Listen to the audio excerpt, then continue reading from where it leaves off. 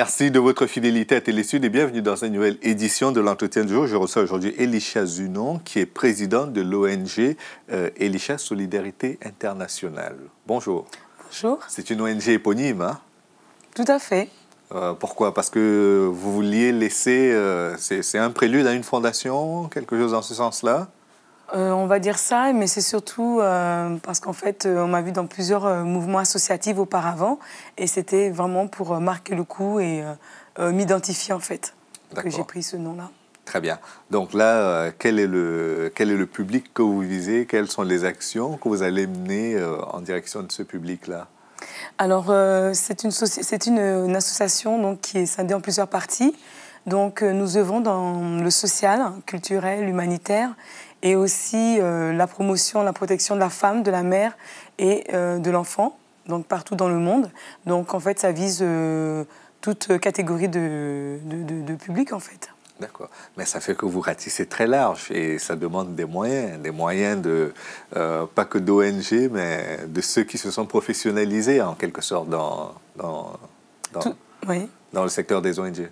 Oui, c'est vrai. Donc, c'est vrai que pour être réaliste, en fait, pour le moment, nos actions sont basées plus particulièrement vers l'Afrique et aussi en France, donc mon pays d'adoption. Et donc la première action que nous avons menée, c'est basé en fait vers la Côte d'Ivoire. Voilà. Et donc nous comptons aussi mener d'autres actions à travers le continent africain, et notamment la Mauritanie, le Gabon, le Cameroun et puis d'autres pays. D'accord.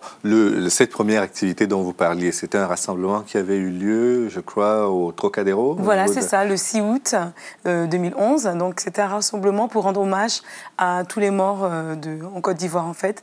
Et donc, ça nous a permis de récolter des dons, et notamment en matière de vêtements, d'argent, que nous allons pouvoir acheminer en Côte d'Ivoire pour pouvoir aider les populations en détresse, et notamment l'hôpital de Yopougon, avec qui nous sommes en contact, et puis aussi un orphelinat.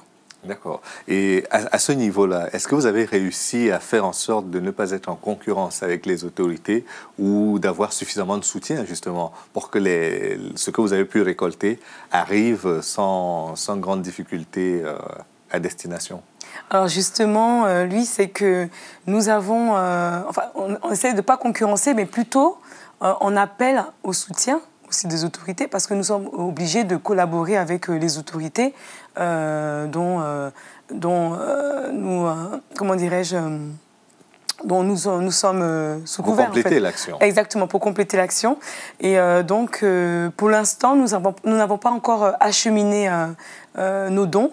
Et pour cela, nous faisons appel donc, à des partenariats, donc que ce soit des autorités et autres, pour l'acheminement de ces dons, ou bien des personnes de bonne volonté pour pouvoir nous aider. D'accord. Vous savez que le président ivoirien est en France, en route pour le sommet de l'Union africaine. Si vous l'aviez en face de vous, que lui demanderiez-vous, que lui diriez-vous? C'est une question pertinente. Eh bien, écoutez, je pense que j'aurais plusieurs questions à poser, parce que j'aimerais, en tant que citoyenne ivoirienne et issue de la diaspora africaine, lui demander qu'est-ce qu'il en est de la situation qui prévaut en Côte d'Ivoire, notamment tous ces réfugiés qui sont encore hors du pays. Est-ce que ces personnes-là peuvent retourner de manière sécuritaire chez eux? Est-ce qu'il y a les conditions pour pouvoir toutes les conditions sont-elles requises pour pouvoir favoriser leur retour? Parce qu'on nous parle de réconciliation, on nous parle de retour au dialogue, mais on aimerait bien savoir ce qu'il en est, qu'ils puissent répondre à ces questions et que nous puissions voir aussi dans les faits ces choses s'accomplir. D'accord. Pour l'instant, il a fait une tournée de la plupart des pays voisins pour justement leur expliquer que la situation se normalisait et que les Ivoiriens qui y sont, il remercie les autorités des pays d'accueil de les avoir reçus et qu'elles peuvent maintenant rentrer dans leur pays.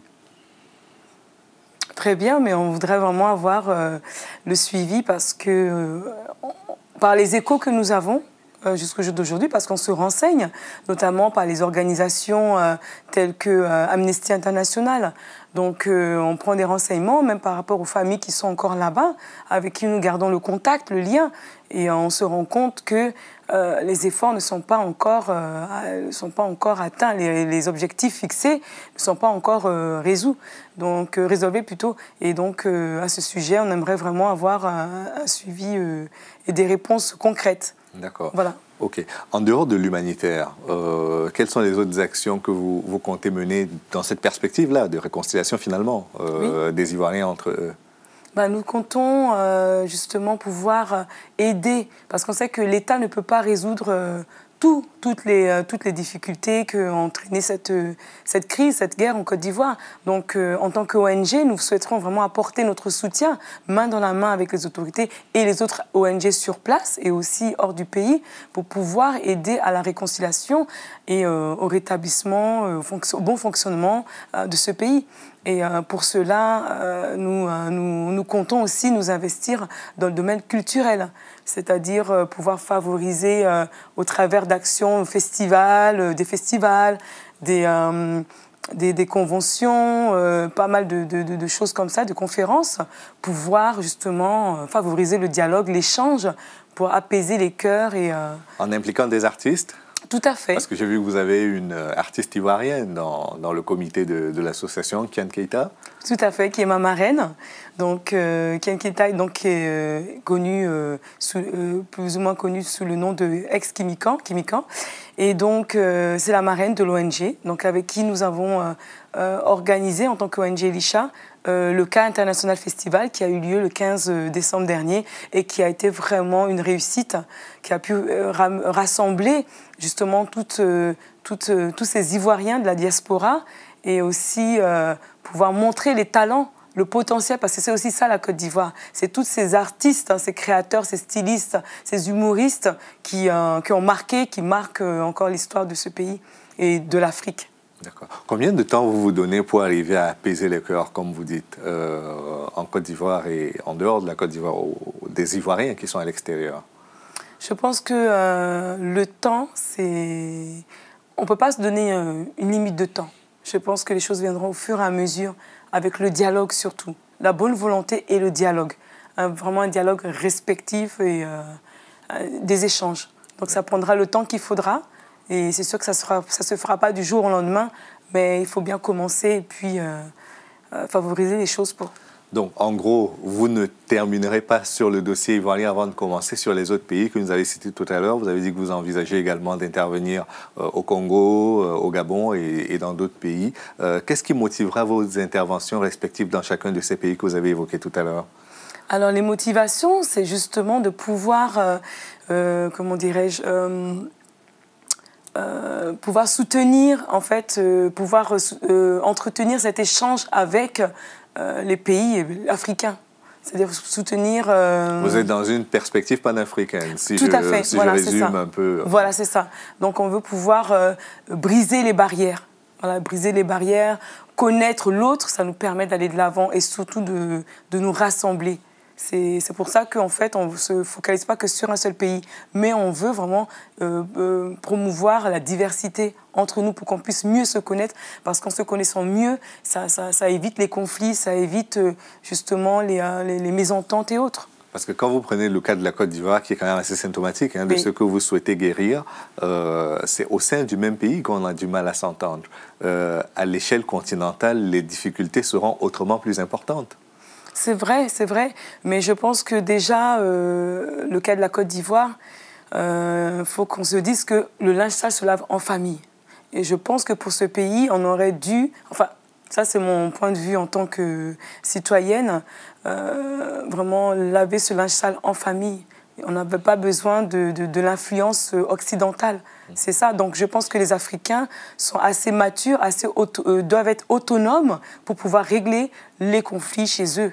Donc, favoriser l'échange. Déjà, faire en sorte qu'il n'y ait pas de conflit, parce que ça commence par cela. Voilà, c'est sûr que dans une famille, je prends l'exemple d'une famille, on peut avoir des points de vue différents, des façons de voir les choses de la vie différemment, Mais ce n'est pas pour autant qu'on doit s'entre-déchirer. Je pense qu'il faut le dialogue, il faut l'échange. Mais s'il y a une tierce personne qui doit intervenir au sein de cette famille, c'est plutôt pour essayer de favoriser l'échange, le dialogue et la consolidation, en fait. D'accord. Mais pour en revenir à cet esprit panafricain qui anime votre fondation et vous-même, comment est-ce que vous arriverez à l'insuffler aux autres personnes que vous rencontrerez, tant au Congo qu'au Gabon et dans d'autres pays africains?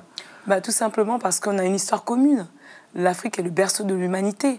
Donc, il faut se rapprocher justement de nos origines, de nos traditions, de tout ce qui fait que nous sommes tous, en fait, nous sommes pareils.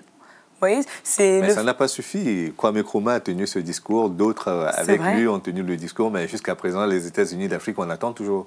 Mais je pense que si des gens se lèvent 1 + 1 + 1, ça fait des milliers. Si chacun se lève pour justement continuer ce processus, parce que si on se met dans l'état d'esprit que non, ils ont déjà fait ça auparavant, ça n'a pas marché, on ne va aboutir à rien du tout. Et justement, il ne faut pas aller dans cet état d'esprit, il faut malgré tout, essayer, il faut le faire. Et je pense que cette nouvelle génération est debout et prête justement à relever ce défi. Et quel est votre avantage comparatif par rapport aux générations précédentes qui ont tenté avec moins de succès que vous de créer ces États-Unis d'Afrique? Je pense que l'avantage, c'est les moyens, la technologie d'aujourd'hui.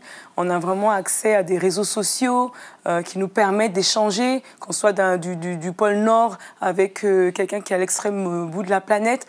Il y a tout ça, il y a toutes ces technologies. Il y a aussi... il y en a plein d'autres. Il y a beaucoup de moyens pour pouvoir communiquer et justement pouvoir...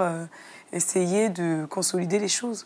On est en début d'année, généralement c'est la période des souhaits. Hein. On exprime des souhaits vis-à-vis à la fois des personnes physiques et morales. Qu'est-ce qu'on peut souhaiter à Elisha International, Solidarité Internationale?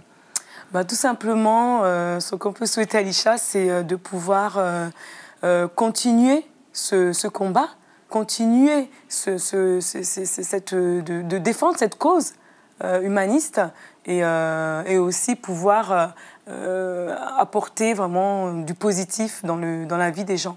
Merci beaucoup d'être venu. Je rappelle que vous êtes Elisha Zunon, président de l'ONG Elisha Solidarité Internationale et que vous étiez notre invité pour cet entretien. Merci d'être venu. Merci à vous. Et merci à vous d'avoir suivi l'émission jusqu'à son terme. Rendez-vous demain pour une autre édition de l'entretien du jour. À bientôt.